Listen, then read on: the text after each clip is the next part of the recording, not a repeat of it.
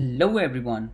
Today I would like to explain about different types of routers available in Django REST framework and also the concept behind it. So the main benefit of using router is it automatically generates standard and consistent set of URLs for you. Let's say just with two lines of a code. You don't have to um, create each routes for create, read, update and delete operations yourself. So with just few lines of code it will generate a bunch of URLs for your application. And I'll also explain how can it be used with the view sets. So let's start. So at the beginning I would like to explain about the basic architecture of the Django application. With this the main idea behind using the basic architecture of the Django application is to explain you how can a request flow between client and server, and what different components are available in a simple Django application. And then we will dive deeper into routing layer and a view layer. I will also explain a bit about we can about creating Django application without using routers, and then by using the routers, and then difference between different types of routers in the demo session. So let's go to the basic architecture of the Django application. Here you can see we have a client browser which will which can make a request to the server. Just imagine you have a Django application and a browser or a client makes a request to get list of the items from the database. So first of all the request goes to the middleware. So in the middleware it goes through security checks like CSRF token check. If there are session related things it will check the session related things in the request object, and then that request is forwarded to the routing layer. So routing layer you can think this as a lookup table where it has supported routes, and then the corresponding functions which should be called in a view layer. So this is like a route mapped with a function in a view layer, which means if a client makes a request to the browser, uh, or browser make a request to the server, in the routing layer it understands that okay, this is a get request to return list of blog post. So it will call the right function in a view layer, and now the view layer I will either use serializer or it can also use models directly, and then get list of items from the database, and then respond with the list of blog posts to the client. It can it will go through the middleware as well. So the middleware layer, it is useful if you want to intercept the request and let's say do some kind of security check, and then forward the request to the routing layer. And it is also useful before returning the response to the client. So the middleware layer actually can intercept the response and can add specific information about server in a header, let's say, and then return that response to the client. So this is the basic flow of a request within the Django application. So in further slides we will only be focusing on a routing layer and a view layer. So uh, I just want to explain about the routers, that's which actually lies or which is actually linked with these two components, routing layer and a view layer. That's why we will be focusing more on router layer and a view layer. So as you can see, we can also create Django application without using router. So in routing layer by default Django has this urls.py file where you can define URL patterns. For example, so we had a simple Django application where by default Django has this URL pattern which contains bunch of routes. So if you want to create routes, you can, let's say if you want to create a route for blocks, you can basically do this. And if you are using function based approach, you can type in the name of the function and then you have to create this function in a view. Actually I have different video about creating different routes that supports get, post, put and delete APIs, using function based approach and also a class based approach, but that's not a main focus of this video. So let me remove this, go back to the slides. So basically you can think of routing layer, as I mentioned earlier, is a kind of lookup table where it has roots which is mapped with some kind of function in a view layer. So if we have request called slash blocks, it will be mapped with a get function. So the framework itself understands that if we have defined a route for blocks, get function is should be called. If we have a route for post request, it should be mapped with a post function of a view layer. Similarly, for put request, it should be mapped with a put function. So basically view layer will contain list of functions which will be called based on different types of routes. So this is without a router thing. Now let's dive deeper into Django REST framework router stuff.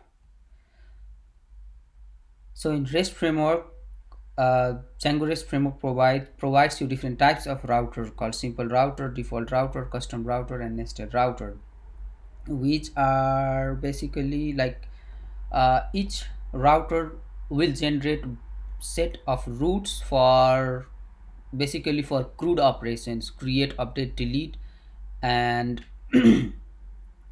read items from the database. So basically it provides the CRUD operations um, APIs automatically, which is mapped with different functions in a viewset class. So Django REST framework also provides a viewset class that has these functions like list.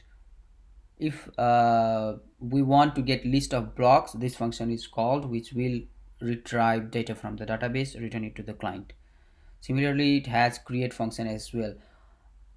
I will explain in detail when I will in the during the demo session about these viewset classes. So the main idea here is we need to keep this image in our minds somewhere else at the background, so that we can easily map the router with the functions available in the view sets.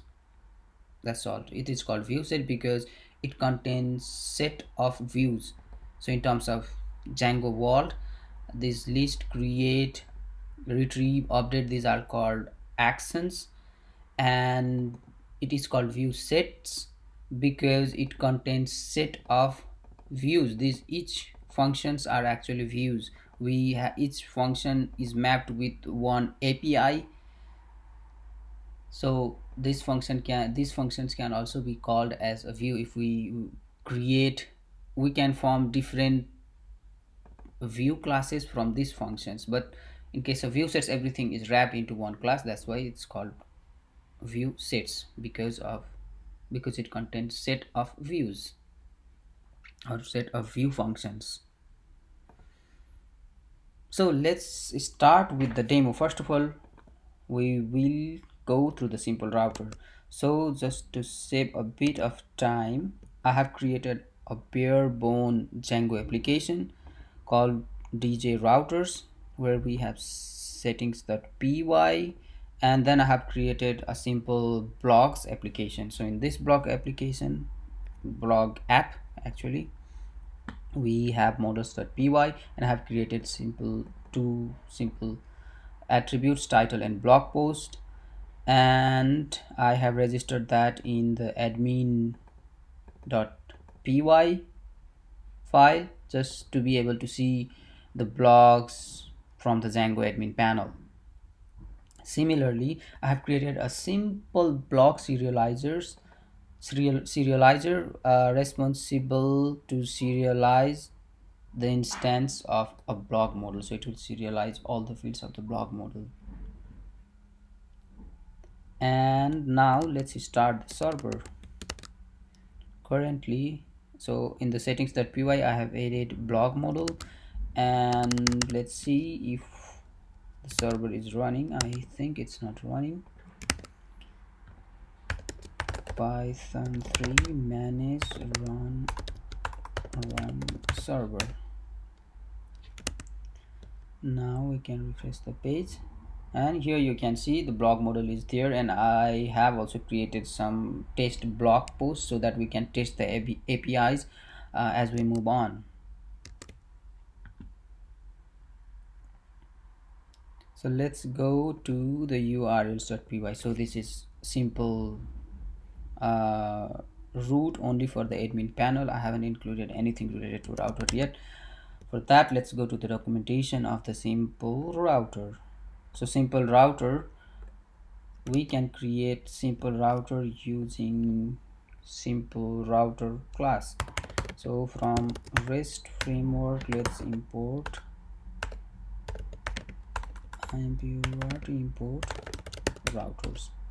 Now router is equal to routers dot simple router, and now we need to register.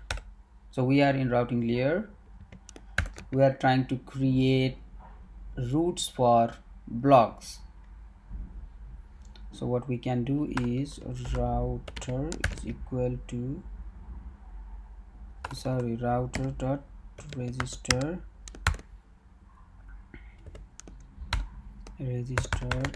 blocks URL, and then now we need to map this with a view set. So currently we have in a views, I have just created a simple view set class, block view set, that inherits from model view set. And if we are inheriting from model view set, we just need to specify query set and then the serializer class. With so just with few lines of code, you will be able to achieve CRUD operations for the block. I will get back to it after some time. Let me finalize the router first. So block view set. So let me import it from blocks.views import block view set. And now I need to include those routes into the existing URL pattern. So plus equals to router dot routes. Actually, we can also check the available routes. Let me print the routes. All URL routes.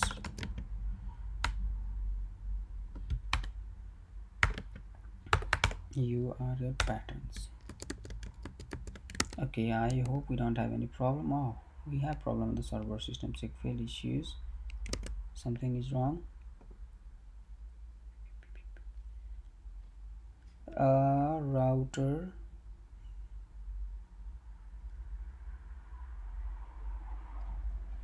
URL patterns plus equal to router dot routes. Yeah, I think that's right.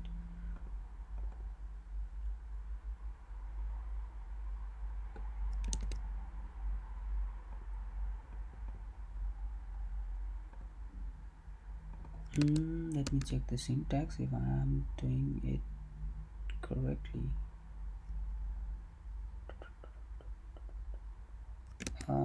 Let me go back to the documentation. Simple router, just it's simple just to use in that way. Router.register, it's not routes, it's URL, sorry, but it has attributes called routes as well. So now we shouldn't have any problem. So the server is running, and we can also check the generated routes. So you can see it has generated a URL pattern called blocks slash, and also the blocks slash primary key. Let's check if this is working. So according to, let's go back to the documentation first. So This documentation says it contains standard set of list, create, retrieve, update, partial update, and destroy actions. So which means we can actually, this is simple router is linked with a blog, so it we should be able to get list of blogs, create blog, retrieve blog, and do all the CRUD operations. Let's try that. So if I make a call to a blogs API, so you can see if I don't, because of this router, let me comment this out. So currently you won't be able to get anything because the routes are not available. Probably there should be exception, or generally the route is not available, that's why you won't be able to get anything, and this is not required. So let's add back a simple router. Yes, we are currently we are using simple router.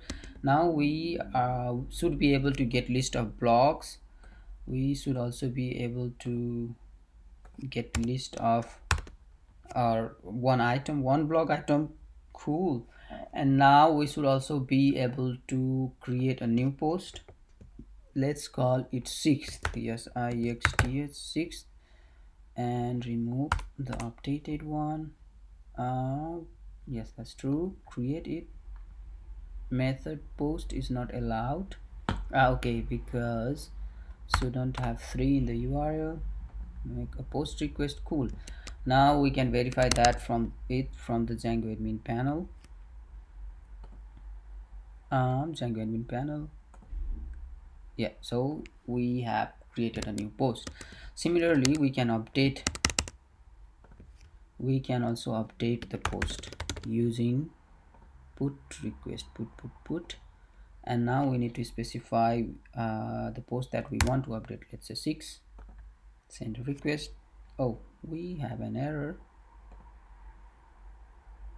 Doesn't use slash, but we can use the slash. Cool. Now as we saw, we were able to create, update, edit. Let's check the delete as well. Delete the 6th number. Now we shouldn't see the 6th blog post. Cool. See, so just with a few lines of code we were able to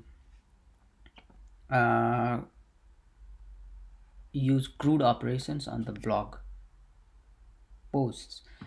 Let's get back to the view set again. So now in the view set, if we check the code of the model view set, it says the view set provides default create, retrieve. So it means create blog post, retrieve one blog post, update a blog post, partial update, update at least one few fields of a blog post, and also destroy, delete a blog post, and also get the list of blog posts. So all these are actions which are available in the model view set. That's why we didn't, it was not necessary to write all these functions ourselves, because it inherits from these mixins. If you check in the code of these mixins, you can see the functions are available there.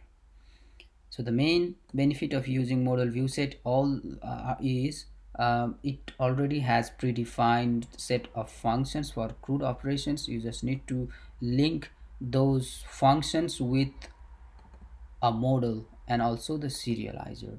That's all. So this block view set contains actions, which is also called, okay, handler functions for all the routes. So all these routes, as we can see in the admin panel, URL reserver, it created a route for slash block slash pk. So all these routes are mapped with one of the function in a model view set. Now let's get back to the router again. So this was about simple router. Now the main difference between simple router and the default router. So now if we try to remove the root and go back to the API root view, you will get exception because this root doesn't exist. And if you try to call blocks.json,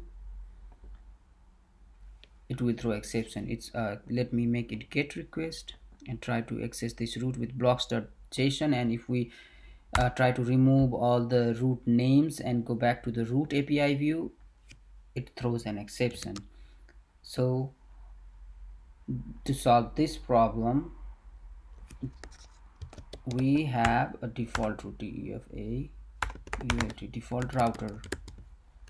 So now if we try to make a request to the API view, you will get some response. So basically currently we just have one roots for one resource called blocks. If there were roots for commenters, authors, it would probably return list view with all the resources. So you can check their documentation as well. The documentation, it says it default router contains all the features as a simple router, but it includes default API root view, and the response content hyperlink links to all the list views. And you can see that in the response it contains the API root view is whenever you don't specify any specific root names, it creates a root view which contains list of links to the resources. And now because we are using default router, it also supports blocks.json format .json format in the URL, so you can get list of all the block items. And you can see in this table, actually let's go back to the simple router. You can see in the table that the simple router generates URL to accept get request, which is mapped with a list function. Post request is mapped with a create function. Similarly, get request is also mapped. We also have a way to use this action decorator and create a custom function. Let me explain that to you. Now you must be clear about the difference between simple router and default router. So simple router doesn't support root API view, doesn't support .json format in the URL, but default router supports API root view and also .json format, or yes, .json or any other format in the URL. Now before getting into the custom routers, let me show you how can we create a custom function in a block view set and then map that with a URL. For example, what I meant is if we want to have a roots, let's say blocks/school blocks, how would you do that? Currently if you try to access that, yeah, details not found because it doesn't exist. So let's do that. Let's create a function, define cool blocks, and imagine you have some kind of business logic and block with number 2 is a cool block. So just for an example, I will get a blog with ID 2, objects blog model dot objects dot filter to, this is just an example, just apply some kind of business logic and get cool list of cool blocks. In this case I'm just trying to get one blog post. And now we need to use serializer, blog serializer blocks, and then we need to say many true. Now return serial now we can return response JSON object can say serializer data response object belongs to REST framework. From REST framework import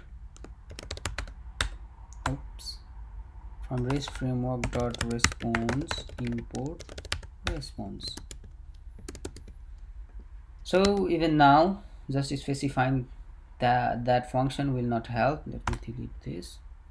If we try to call the function, root is still not available. We can also check the terminal. Here you can see with default router it has generated blocks, then blocks slash primary key, and also dot format, which means dot session, as I explained it before, and it also has API root view. Now if we want to support this, we can create a function, and we can use a decorator called action. So we need to import that from REST framework dot the decorators import action. I mean, as I explained earlier, each function in a view set is called action. So what we are saying is make this function an action, make detail false. We can also say the method that it should support. So in this case it's a get request.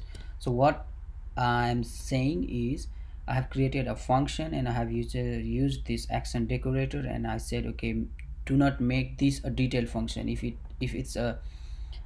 detail is false, so basically the idea behind detail is if the detail is true, it is linked with one specific item, for example block slash 2 or 3, so it is linked with one specific item. But if detail is false, it can return list of items. And now the cool block supports get request. So whenever there is get request in this way, so blocks slash cool blocks, and this is get request, we should get something. Something is wrong, let me check. Okay, so we need to pass in the request object, and cool. Now you can see we were successfully able to construct this URL. So blocks, because we said detail is false, so I don't have to specify any ID and call this function. It doesn't exist. So now it will return list of it supports. So now the cool block supports a get request and detail is false. Let's say we want to return a single item. What we can do is we can say detail is true, and now if we try to make a request in this way, should be exception, details not exception, at least it is not found because it doesn't exist. Let's say block 4 and then cool blocks, and got an okay. So if we are specifying detail is equal to true, this function expects some kind of primary key, some kind of unique identifier. In this case it's a primary key of a block item. So now if I try to call that API, it will work.